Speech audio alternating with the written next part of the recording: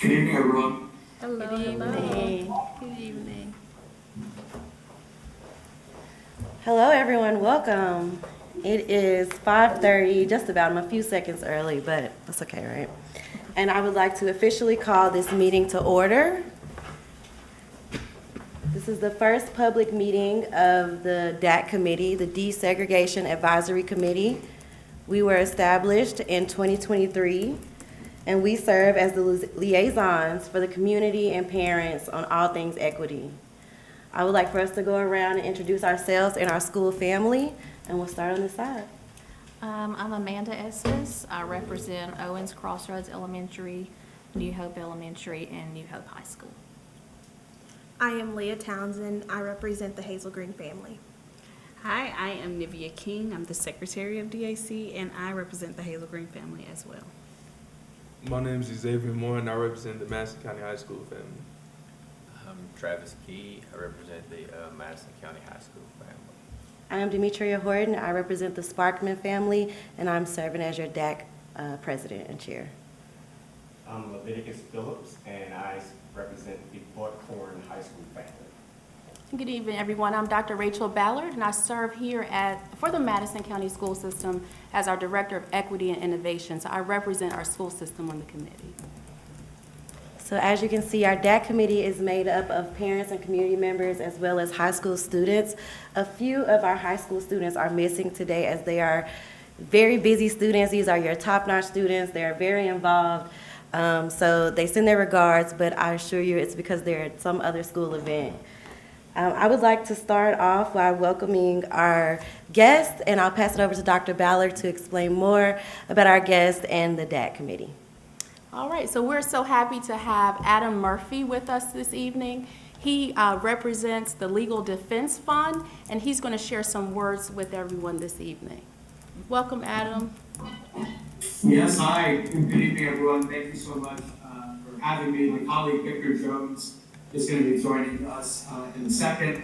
We basically just wanted to say hello, introduce ourselves to the community. For those we haven't met, we had the great privilege of meeting Dr. Ballard and members of the DAC. We met Dr. Ballard in October when we came to tour several of the schools in the lead up to the McKee Intermediate Elementary School, and met other members of the DAC in December. And I see that my colleague Victor Jones has just joined, and so I will let him introduce himself and say a few words.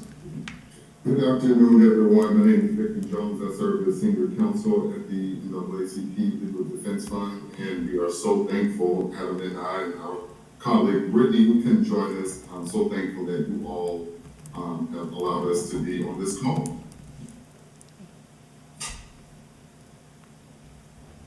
All right, thank you very much for joining us.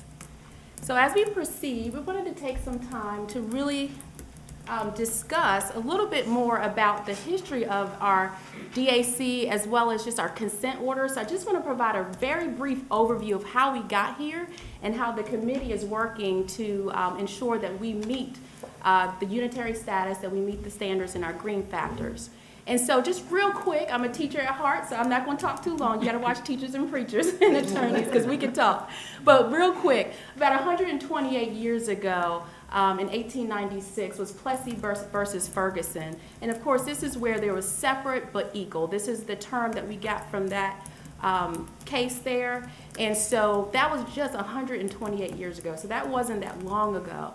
And then moving forward, about 84 years ago, in the South, there was an examination of course, at that time, schools were segregated, but looking at what was happening, particularly at our black schools during that time. So Southern black schools received 40% of per pupil funding in comparison to white schools at that time. So that was in 1940. So proceeding forward 70 years ago, in 1954, there were 17 Southern and border states and Washington, D.C. required public schools to be racially segregated. Again, that was just 1954. That wasn't that long ago. Arizona, Kansas, New Mexico, and Wyoming permitted their local community to racially segregate. And then in 1954, when we look at the fundings, specifically for black schools, they received in the South about 60% of the public funding in comparison to the white schools at that time. So also, almost 70 years ago, this is a big year, we celebrate Brown versus Board of Education, which was May 17th, 1954. And during that time, laid the framework for us to move forward in desegregating schools. And so one of the things that stated in that case was, as far as education is concerned, the very foundation of good citizenship is education. And we know that, we believe that. And then also stated there was to separate black children from others of similar age and qualifications solely because of their race generates a feeling of inferiority.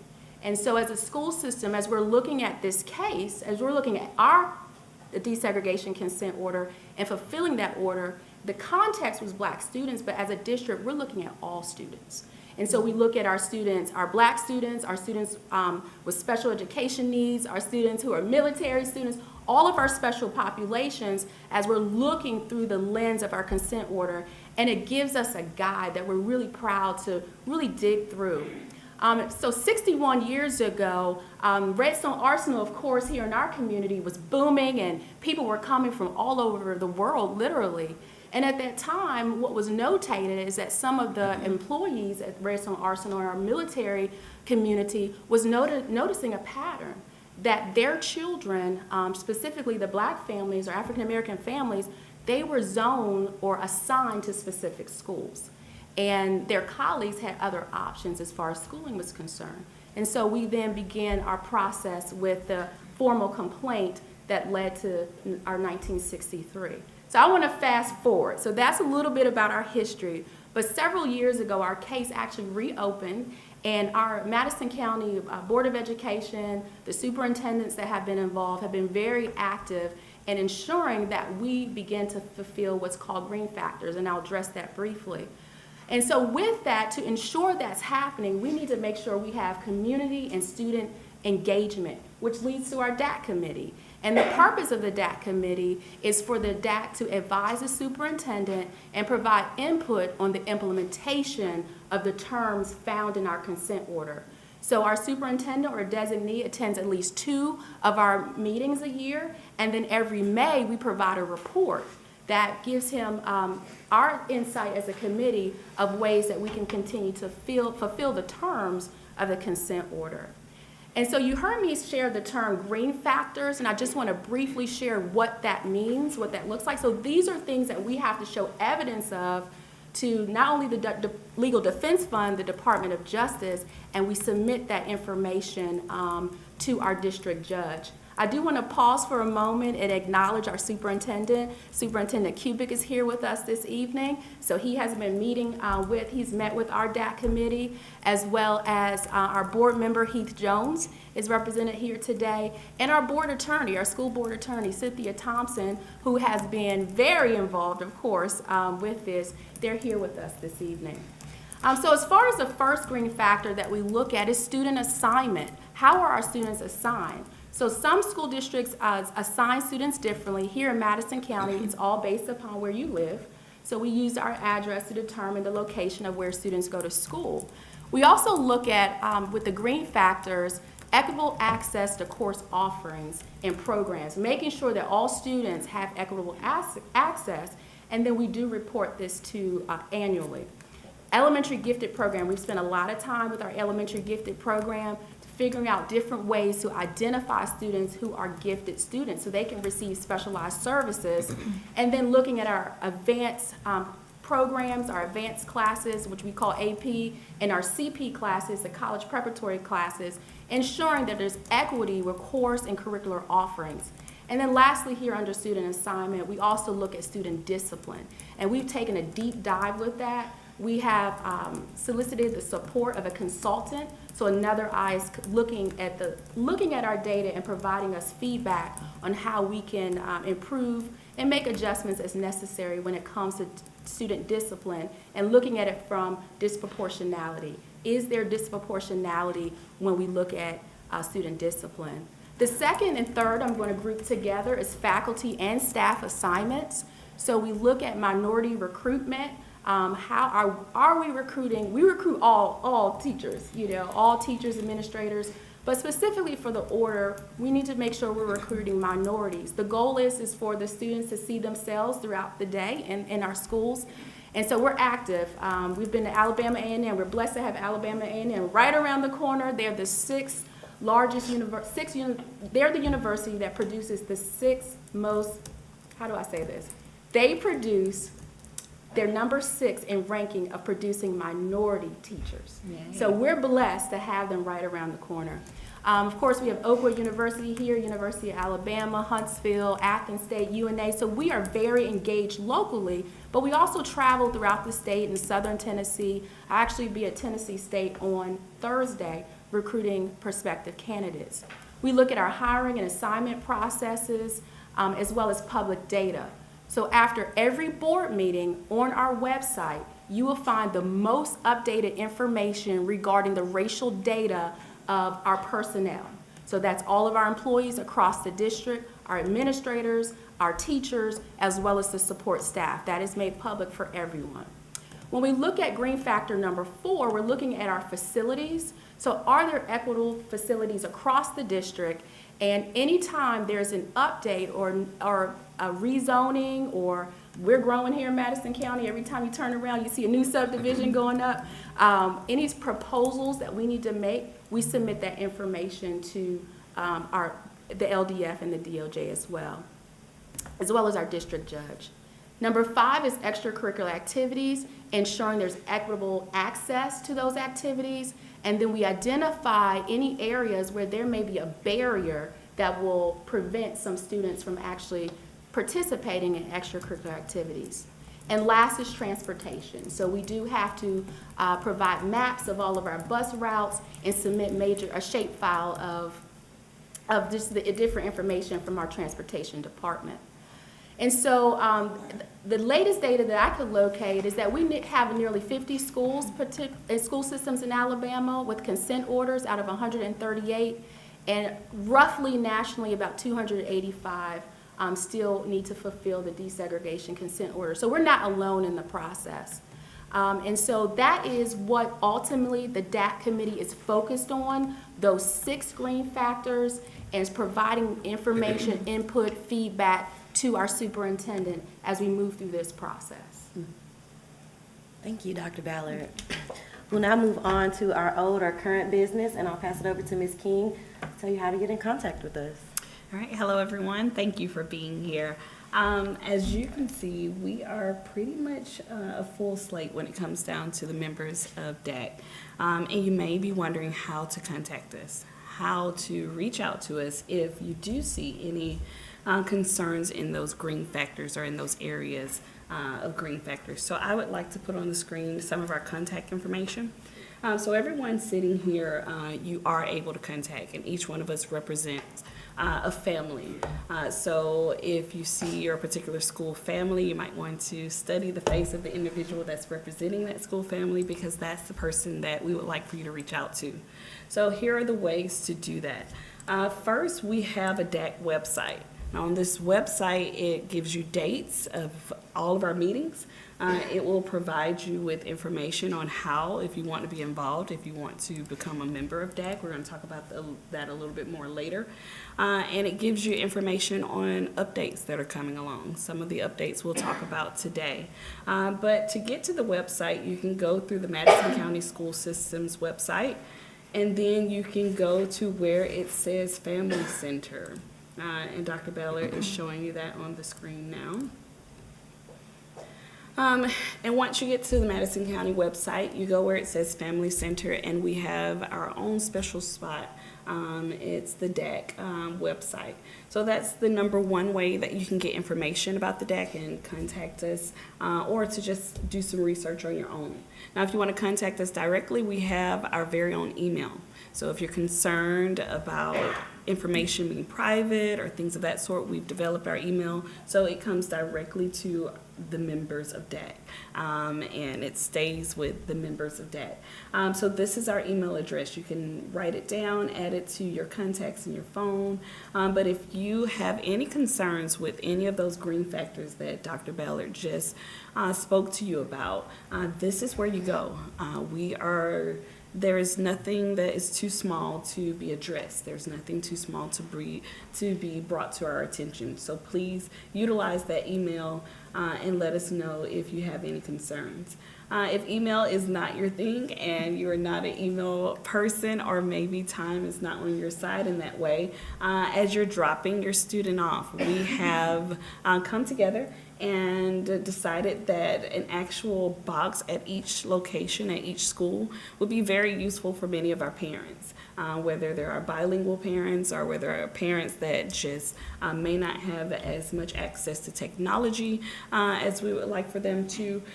They have the option of actually dropping off their comments at every school location in our county. So you can look at the pictures on the screen. At every school, in the front entrance of every school, we have what we call our concern boxes, and it's a community concern boxes because it's not just for parents. If you see anything in the community that can help us be a better school district, we definitely are open to what you have to say. So you can write your letters any way you want, in any language you want. We are willing to translate, and let us know if you have a concern. Now, we are working on those being labeled, so you'll see a bigger label on the boxes coming soon.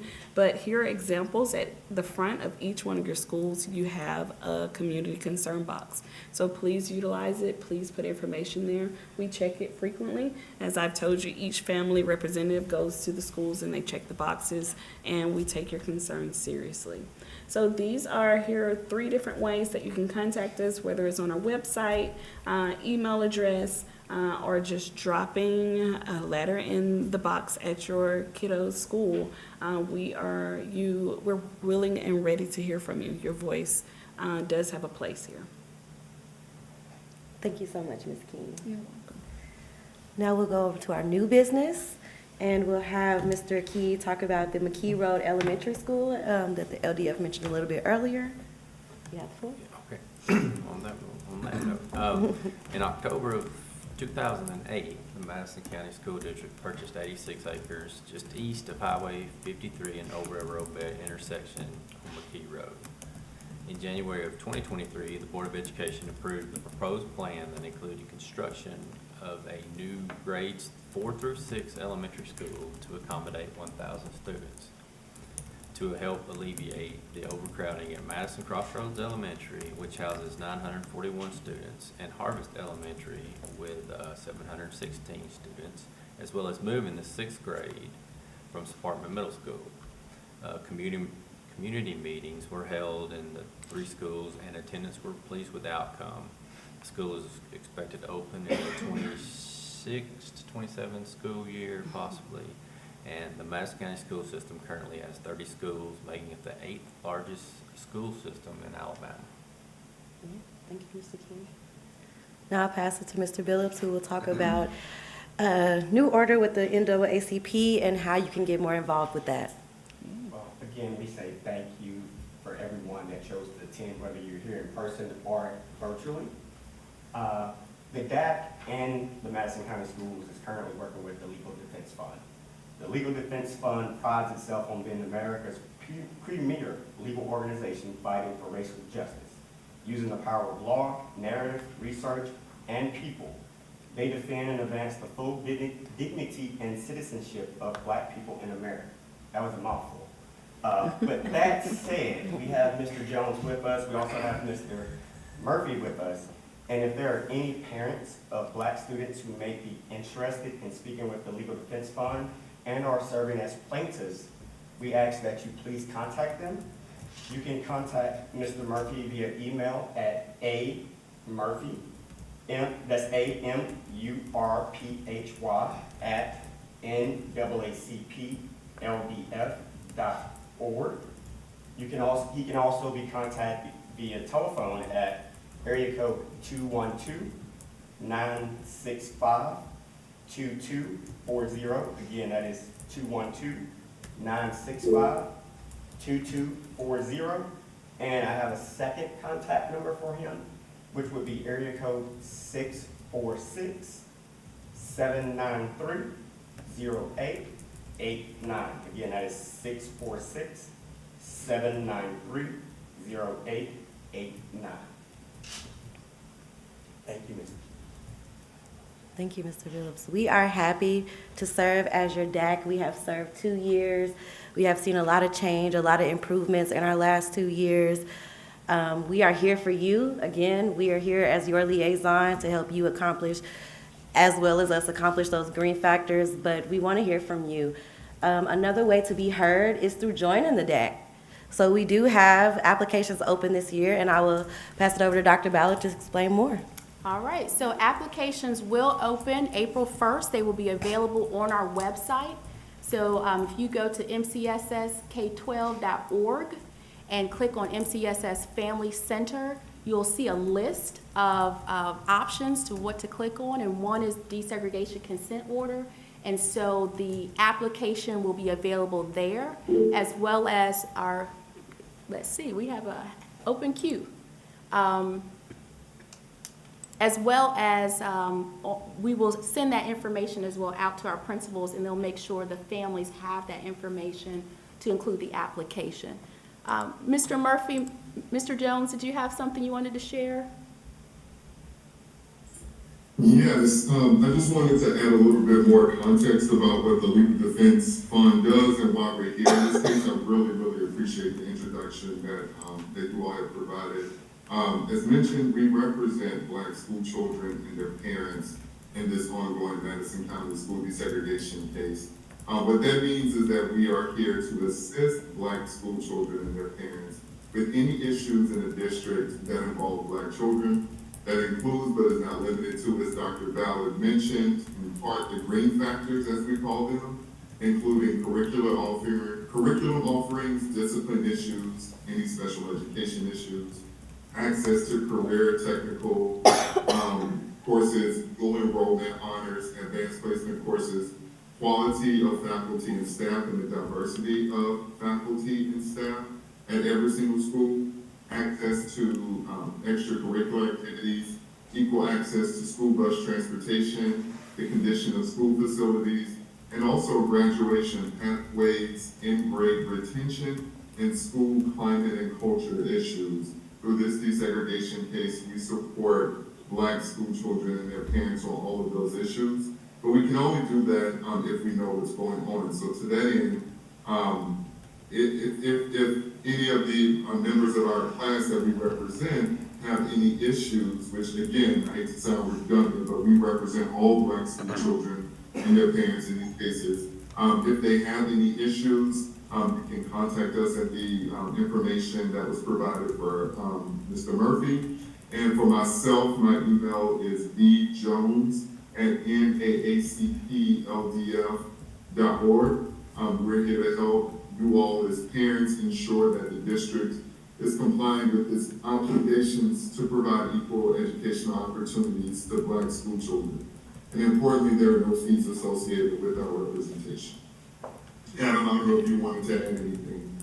No, that was perfect. I wanted to echo my thanks, and then just give one other phone number that is probably the best way, most direct way to contact me, which is 347-268-2443. The 646 number is my work phone. I want folks to feel free to call my personal phone anytime, and that's the 347-268-2443 number. And thank you so much again for facilitating our ability to speak and attend. Thank you so much, Mr. Murphy and Mr. Jones. I would now like to open the floor for questions from our community.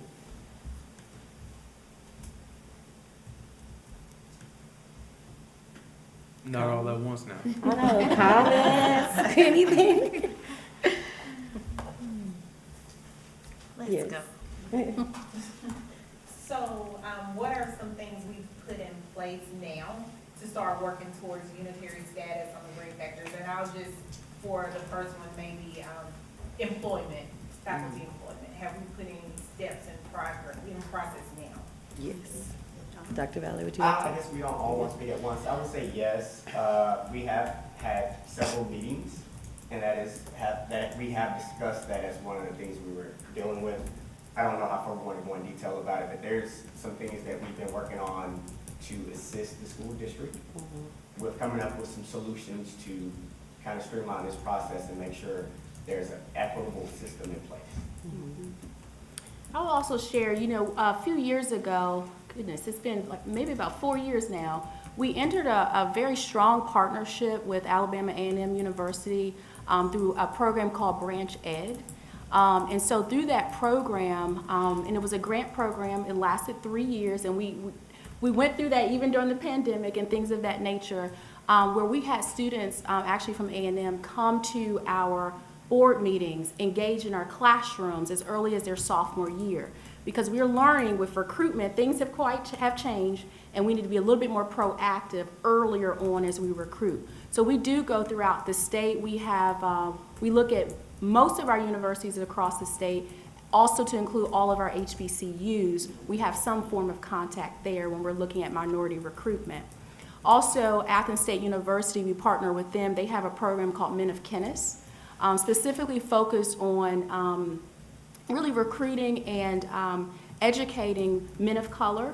And so that relationship is continuing to grow. They pay for their tuition, books, everything. And so that's been another route. So our local universities has been a route that we've done that.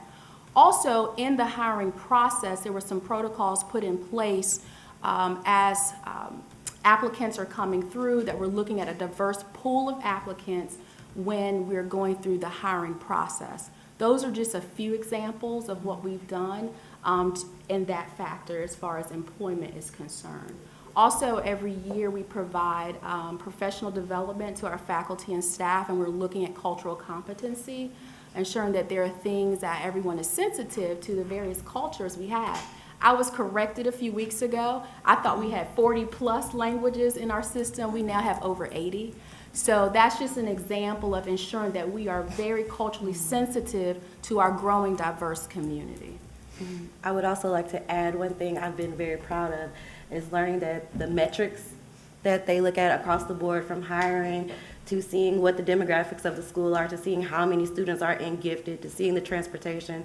So they are constantly looking at these metrics, I would say quarterly almost, to make sure that they're matching, because if you don't know where the gaps are, you can't fill them. And our school system has done a great job of identifying those gaps and staying on top of that. I'm curious about discipline and the consultant. So what is the hope if the consultant comes back and says there's a disparity with students of color being disciplined more harshly than their white peers? Is there a plan? Are they going to suggest a plan?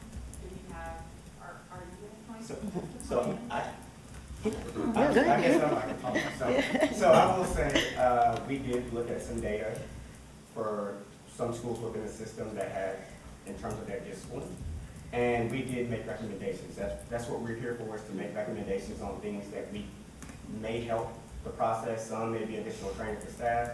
Some may be just looking at some issues that home life of some of the students to try to find a solution and figure out what's actually happening. I want to be the only one to speak on that. So we did suggest, and there are some implementations of some boundaries, so some de-escalation of events. Instead of it going straight to ISS, maybe there's a therapist or a guidance counselor in those schools where we're seeing the disproportionate numbers. So that's kind of how we've curtailed it at this point. It's just adding in those preventive measures ahead of it to try to get ahead of it. And I'll also share here as well, one of the things that our consultant is supporting us with is a deep dive into our student code of conduct. And so we have looked at our student code of conduct. Are there things that may even have been, we had, maybe from our perspective as a system, we looked at it one way, but the consultant is helping us see, wait, look at it from this perspective. And so there have been some recommendations, even as far as our code of conduct, and we're working, we're actively working on that process now to ensure that there's some updates as needed. Of course, the board, our school board of education, has to vote upon any changes to our student code of conduct. So it's a process, but we are definitely reviewing that data, being very honest and transparent, and there have been some more systems put in place at the school level, because our goal, for instance, is not to remove students from instruction as much as possible. So one of the things that has been implemented is that every school has in-school suspension. So when there is discipline that needs to take place, there needs to be some removal from the classroom for a moment in time.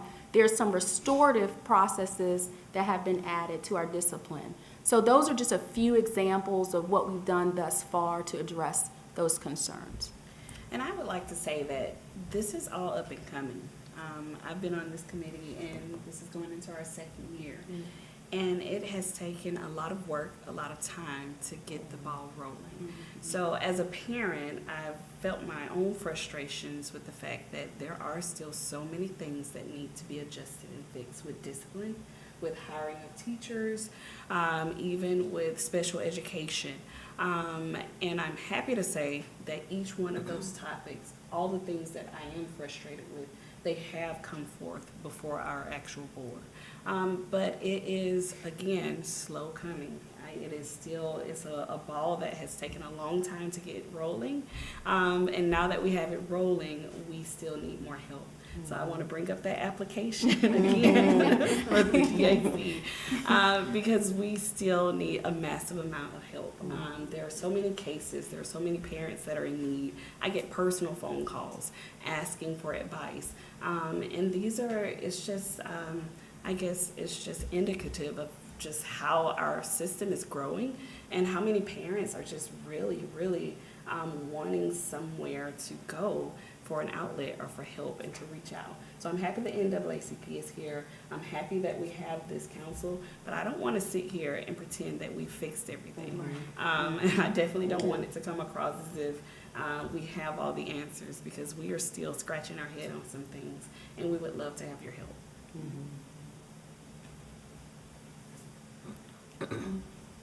I have two questions. The first one, the data that you guys gather, is that able to be shared with the community? And secondly, the new school that's being built on McKee Road, how is the zoning, or what are the processes to make sure that the rezoning is fair and equitable? The data, you was like. Okay. So of course, with data, I mean, we're very transparent. As a school system, one of our pillars is transparency. And so it's never our goal to hide anything. I mean, we're transparent. We do have some regulations that we have to follow with HIPAA and FERPA. And so sometimes there are just information that we just can't share just because we're bound by law, but there's information that we can share. And so if there's specific things that you would like to see, you can reach out to the DAC committee and we can review some of that data with you. They have seen, so our annual report that goes to our district judge, the committee here has seen all of the data. They have reviewed all of it. But if you have specific questions about certain things, feel free to reach out regarding that. As far as the McKee Road School, so as Mr. Key mentioned earlier, and with our tremendous growth, that school's for 4th through 6th graders. So right now, Madison Crossroads Elementary, it will transition to a K-3 school. And the students that are currently there in that 4th through 5th grade bracket, they will move to the new school. So there's no necessarily rezoning, to my knowledge, for that. And then same at Harvest Elementary School. So those 4th and 5th graders will move to the new school, and Harvest will just be K through 3rd grade. And then as far as Sparkman Middle School, currently there are 6th graders at Sparkman Middle School. They'll come out of Sparkman Middle and also be a part of that 4-6. Very similar to Morris Mill Intermediate School in our Hazel Green community. So it will be a very similar model as that school. And they've done very well. The data supports the focused support on 4th through 6th graders. If you have a chance and you want to learn a little bit more about that data, we've been very pleased with that model. And so that's the same model that will be in the Sparkman family.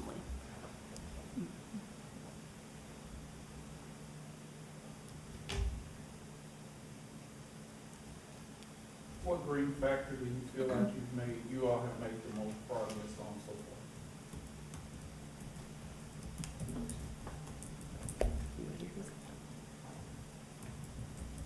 Come on, Mr. Phillips. I was gonna go, and I'm like, I'm waiting on you.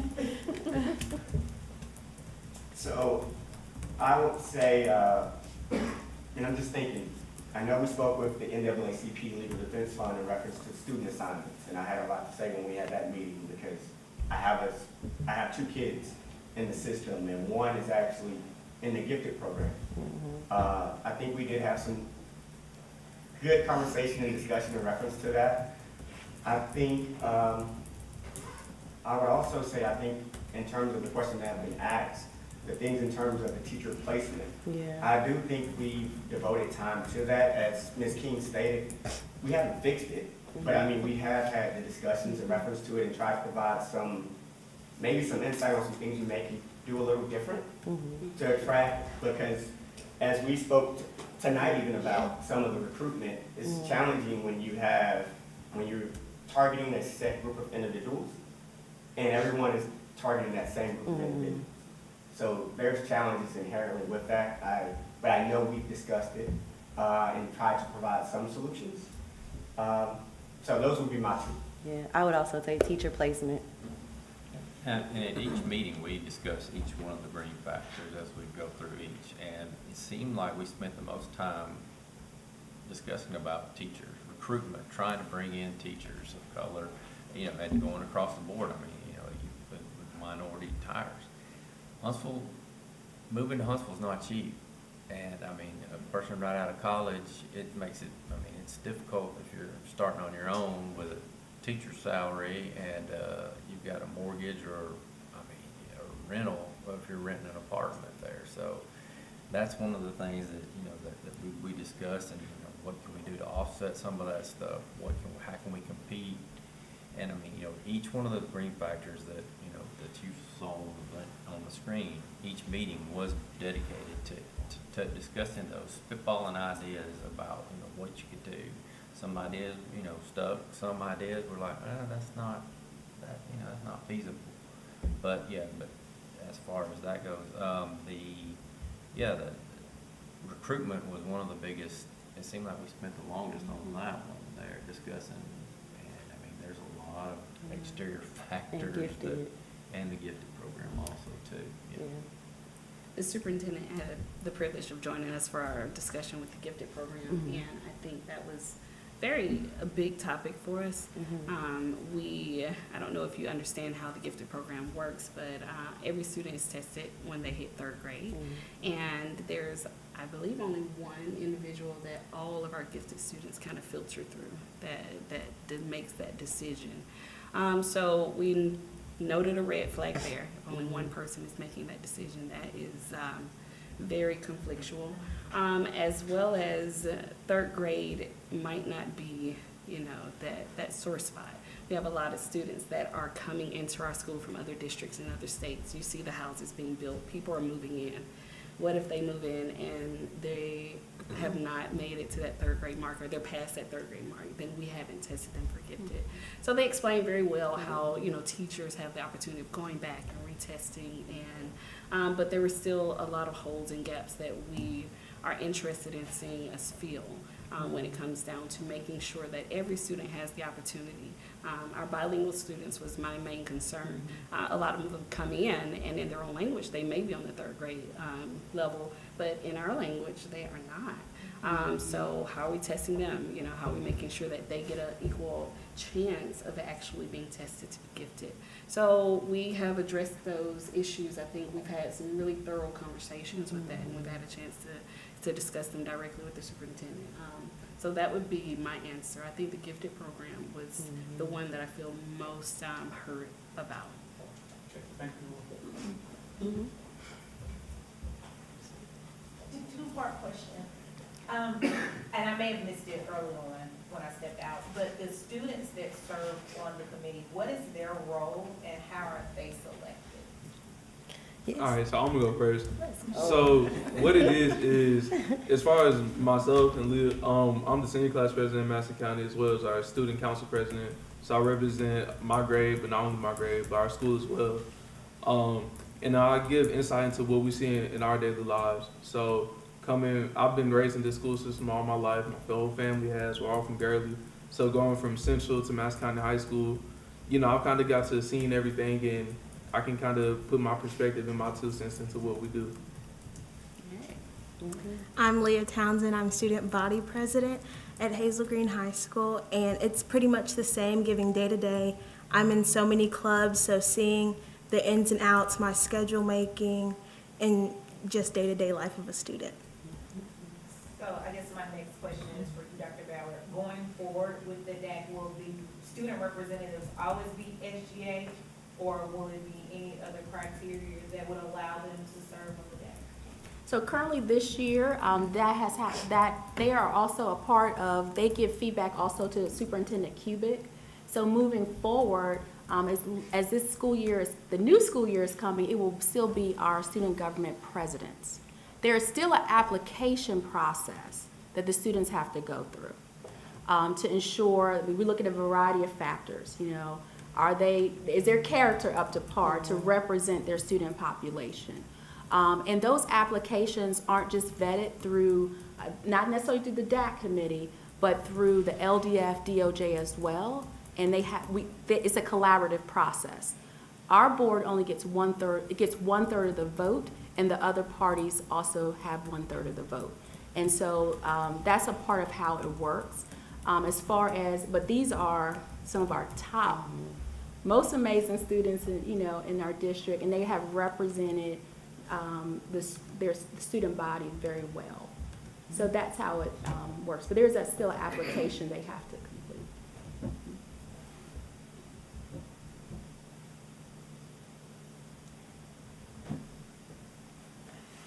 Great question. Yeah, any other questions? Now's your time. No? Any comments, suggestions? Yes. Ms. Ford, I think I have one more question. Yes, keep What is the next time the DAC will present to Judge Heikela? Well, we present our annual report, but the DAC does not, we as a community don't personally present.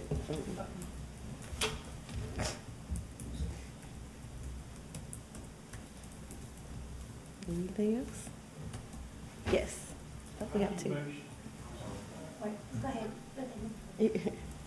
How do y'all make sure that any of your decisions or recommendations don't have more of a negative effect on positive?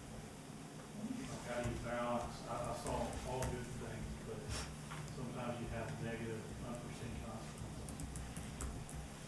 I would say one, it goes through so many eyes and ears of diversity before it's implemented, that by the time it makes it to a policy, it has been thoroughly vetted, but there's no way to 100% guarantee that you're not gonna do it. Just being able to react quickly and change and pivot is just the best way. So the recommendations that we make them, of course, to Dr. Ballard. And then she will discuss it with the school superintendent as well as the school board attorney. And I think they will also discuss that with the LDF. And then move forward with whatever decision that is made. So we do our best. I mean, unfortunately, there's going to be some unintended consequences whenever you do something of this sort, but we try to do our best to kind of mitigate. And we follow up. For example, our first decision was to put the boxes on the schools, so parents can have a voice and can be heard.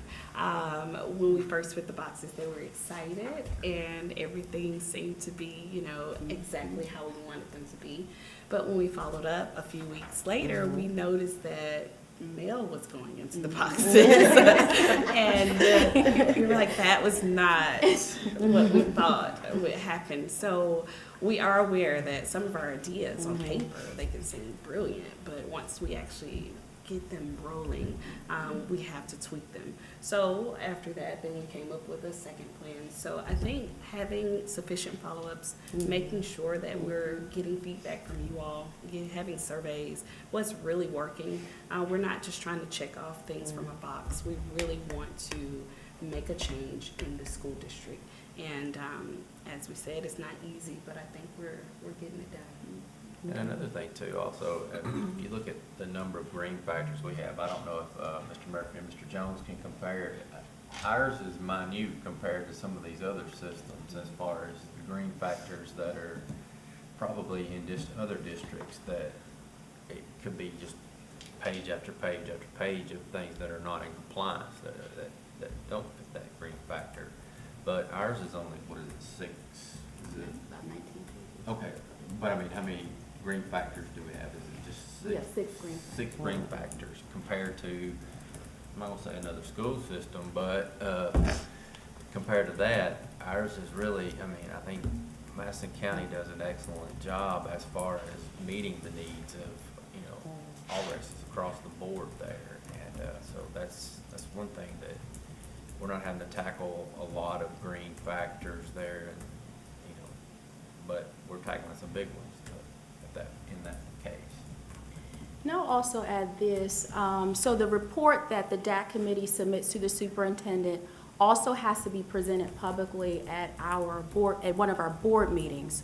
So that information as well, those recommendations, is public information that will be presented publicly at our board meeting. So that is another way. But once it gets to the school, there's so many different ways that we examine data. We look at best practice.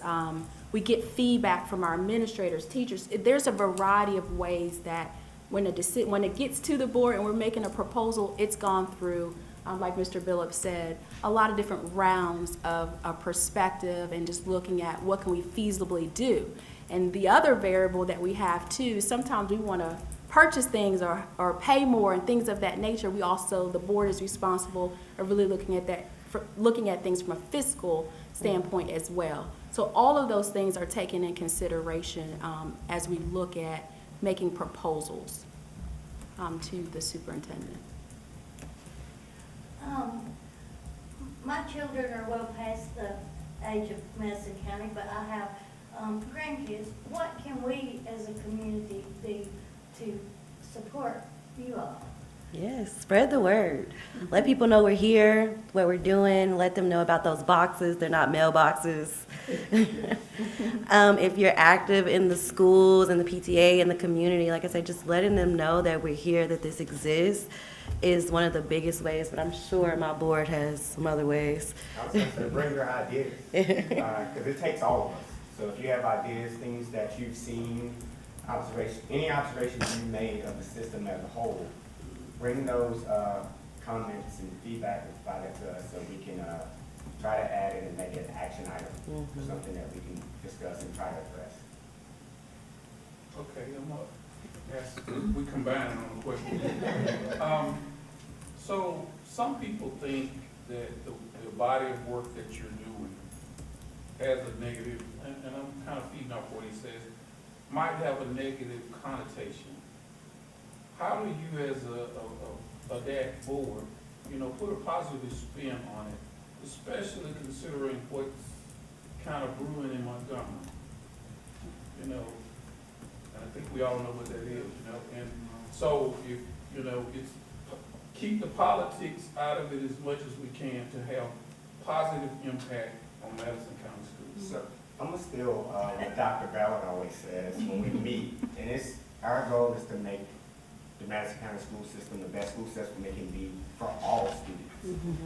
And that's what she reminds us of every time we meet. And that's when we go into the meeting with that stated goal, trying to make it better for all students.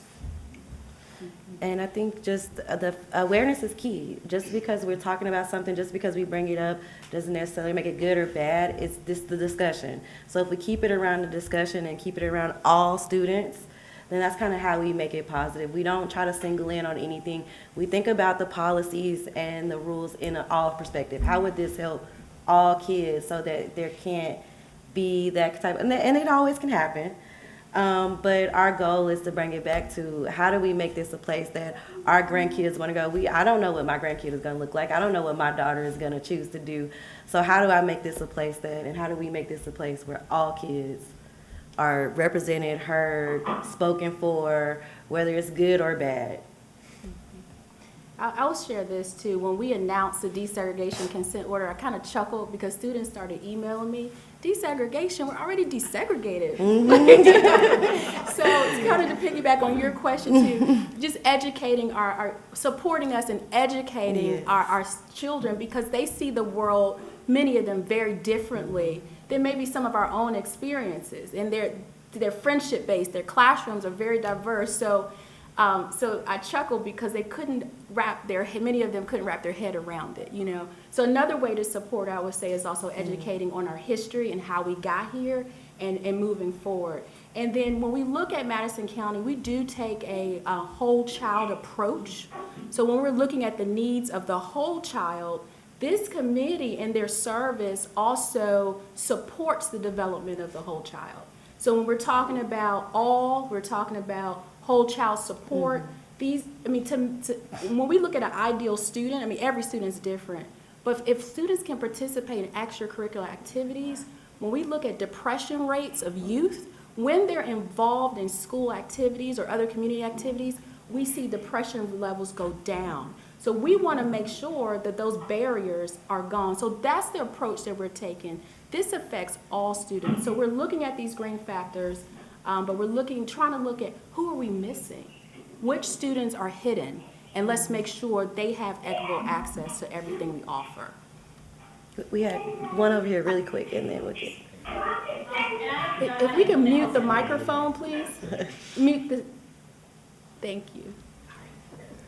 And this is just like a spitballing thing, but like somehow I feel like we need to get in like the classrooms of the elementary kids and talk about it. I have a kindergartner, and he thinks everybody's the same, right? And he came home one day and he was very distraught because in the class next door there was a new Hispanic child who clearly didn't speak English.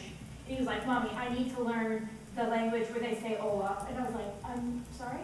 Because he wanted to be able to talk to this child and teach this child math. And then one day there was somebody that didn't have lunch money and he's like, I need $10. I'm like, why? You're in kindergarten, why do you need $10? He was like, oh, because I want to buy lunch for this.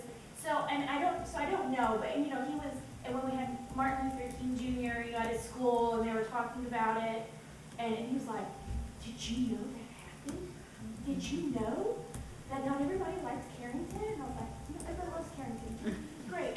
But like, he was so concerned that I feel like those really innocent young babies are the ones who would be the most willing to say, oh, they don't know it as a problem, but they would be the one to point it out and say, like, well, I observed this because they're just so young and innocent, and they just want everybody to have the everything. And so, like, I don't know, but, maybe next time there's something, event at the school, you could come, or just talk to the students about how they feel about these different things, because it's those really innocent ones that I think have the greatest ideas.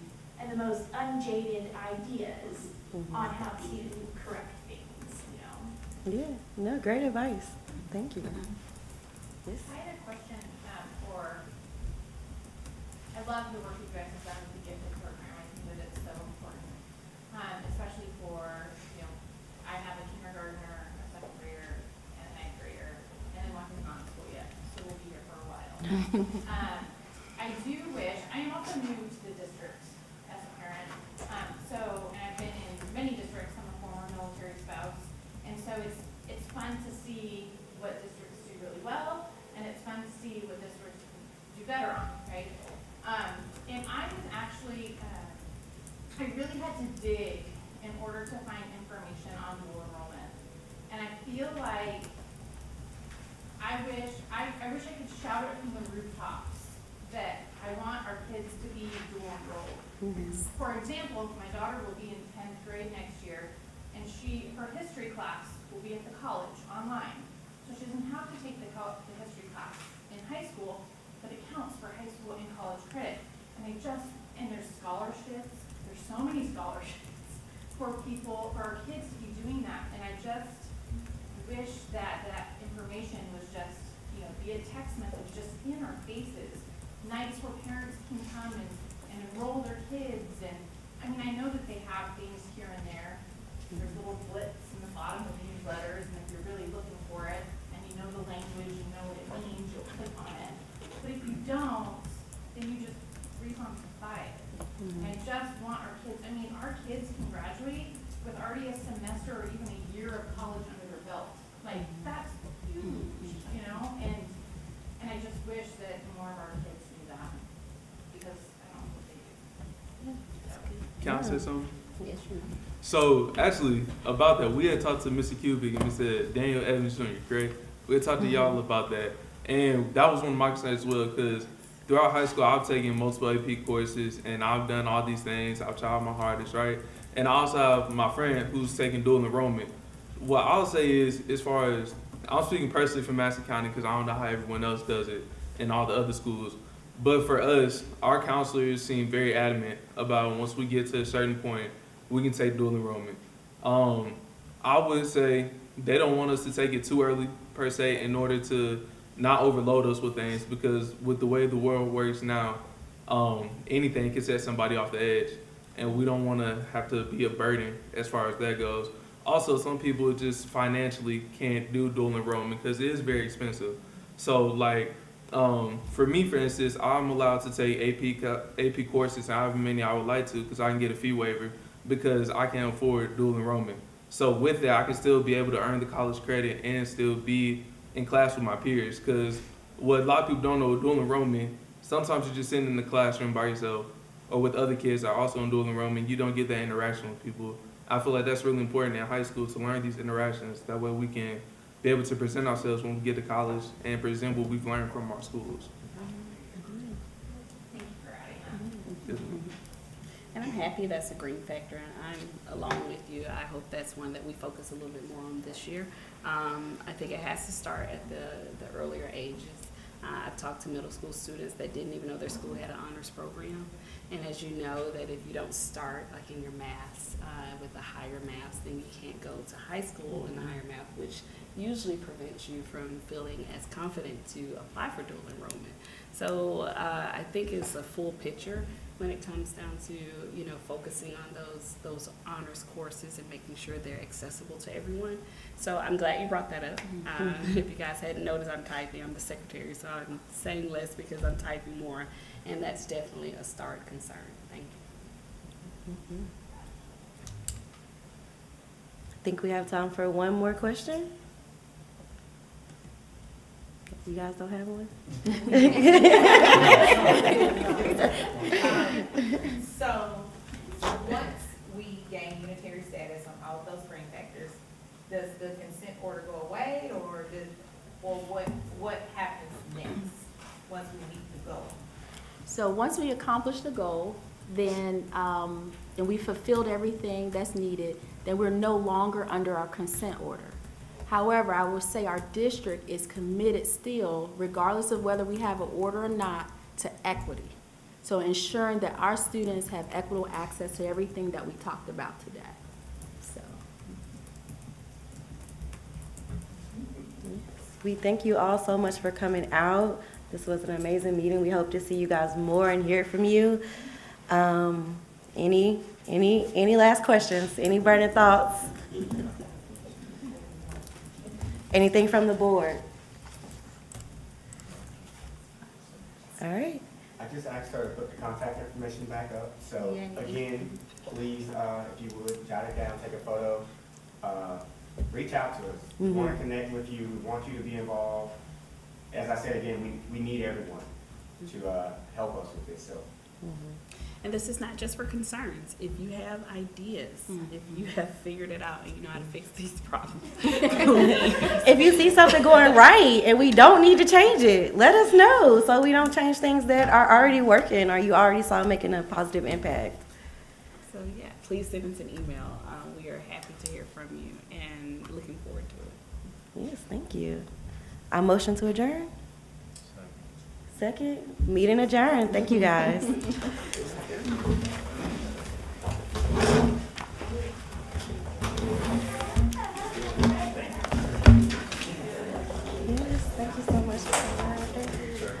appreciate all of your feedback. There's no comment too big or too small.